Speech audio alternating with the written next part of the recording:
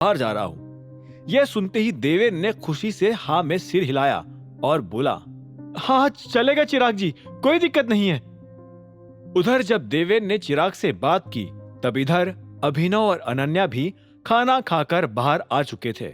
अभिनव ने टिकट पर फिल्म का नाम देखा और बोला, आप मेरे दिल से मिल। वाह, फिल्म का नाम तो अच्छा लग रहा है।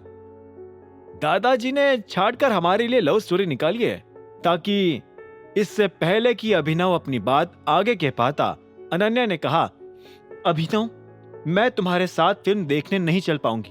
I am sorry. यह सुनते ही अभिनव हैरान हो गया और बोला, पर क्यों? क्योंकि मैं यह फिल्म चिराग के साथ देखना चाहती हूं। यह सुनते ही अभिनव जल भून उठा। वो अनन्या के पास आया और बोला, अभी अंदर तुम्हारे दादा ने जो कहा उसे तुम भूल गई क्या?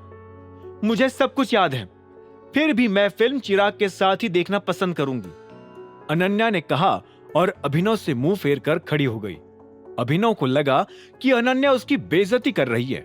अभिनव ने गुस्से में कहा, मुझे समझ नहीं आता कि तुम्हें इतने गिरे हुए आदमी के साथ रहने में क्या मजा आता है। चलो माना कि मेरे पास पैसा नहीं है, पर कम से कम इससे पहले कि अभिनव अपनी बात पूरी कर पाता, अनन्या ने चिल्लाते हुए कहा, बस अब अगर तुमने चिराग के बारे में एक शब्द भी कहा ना तो मुझसे बुरा कोई नहीं होगा। यह सुनते ही अभिनव और हैरान हो गया। उसकी नजर में अनन्या एक समझदार लड़की थी, इसलिए उसे यह समझ नहीं आ रहा था कि वो चिराग जैसे लड़के की सच्चाई क्यों नहीं देख पा रही थी। अभिनव ने भी गुस्से में कहा, ठीक है, नहीं कहूंगा, लेकिन तुम ये मत भूलो कि तुम अपने दादा की बात काट रही हो। अगर उन्हें कहीं से भी पता चला कि हम दोनों साथ नहीं हैं, तो तुम क्या करोगी? उन्होंने कुछ सोच समझकर ही हमें ये टिकट्स दिए होंगे ना। उन्होंने हमें ये टिकट्स इसलिए दिए हैं क्योंकि उनकी नजर में हम पति पत्नी हैं। लेकिन सच तुम भी जानते हो ना, मुझे तुम्हारी कोई परवाह है और ना तुम्हें मेरी। और इससे पहले कि अनन्या आगे कुछ कहती, उसने देखा कि सामने से कुछ मेड्स चली आ रही थी। जब तक वो निकली नहीं तब तक अनन्या चुप रही। जैसे ही वो निकली तो अनन्या ने अभिनव से कहा, तुम दादाजी को कुछ नहीं बताओगे। अगर तुमने उनके सामने मुंह भी खोला ना तो मैं... अच्छा, तुम्हें लगता है कि मैं तुम्हारी धमकियों से डर जाऊंगा? जब अनन्या ने देखा कि अभिनव इतनी आसानी से नहीं मानने वाला था, तब उसने कहा, देखो, तुम उन्हें कुछ नहीं बताओगे, ठीक है? और ना ही तुम 11 बजे से पहले घर आओगे। तुम्हें जहां जाना है जा सकते हो, जो खाना है खा सकते हो, मैं पैक कर दूंगी। तुम्हें लगता है कि ये तरीका काम करेगा? अभिनव ने फिर से सवाल किया और उस सवाल को सुनकर अनन्या फिर से चिढ़ गई।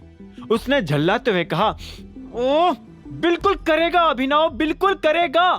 बस भगवान के लिए तुम वही करना जो मैं कह रही हूं। तुम जहां भी जाओ मुझे बता देना, मैं आकर तुम्हें पिक कर लूंगी और उसके बाद हम दोनों साथ में घर आ जाएंगे, ओके? अभिनव का दिल तो नहीं मान रहा था, फिर भी थक हार कर उसने हाँ में सिर हिला दिया था।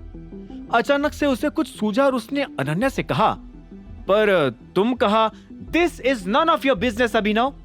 मुझे कहाँ जाना है मैं जानती हूँ। अब गाड़ी में बैठो, मैं तुम्हें तुम्हारे ऑफिस तक छोड़ दूंगी, अनन्या ने कहा और गाड़ी की तरफ बढ़ने लगी। पीछे से अभिनव ने कहा, थैंक यू वेरी मच, लेकिन मैं अपनी कार से जाना प्रेफर करूंगा। तुम्हारा दिमाग फिर गया है क्या? दादाजी को यह लग रहा है कि हम दोनों साथ में घर आने वाले हैं, एक ही गाड़ी में, फिर हम अलग अलग गाड़ी से कैसे जा सकते हैं? अभिनव ने सोचा कि उसने ये तो सोचा ही नहीं था, इसीलिए उसने आगे कुछ नहीं कहा और सीधा अनन्या की गाड़ी की फ्रंट सीट पर जाकर बैठ गया। फिल्म का एक टिकट अभी भी अभिनव के हाथ में था। उसने सोचा कि उसे इस टिकट को फेंक देना चाहिए, पर फिर उसने सोचा कि जब वो ऑफिस जा ही रहा है तो वो इसे मायरा को दे देगा। इस बीच में अनन्या ने गाड़ी चालू करते हुए कहा, इस प्लान के बारे में तुम किसी को कुछ नहीं बताओगे, याद है ना? हाँ जी, बिल्कुल। मैं किसी को जाकर ये नहीं बताऊंगा कि तुम मुझसे कितनी नफरत करती हो।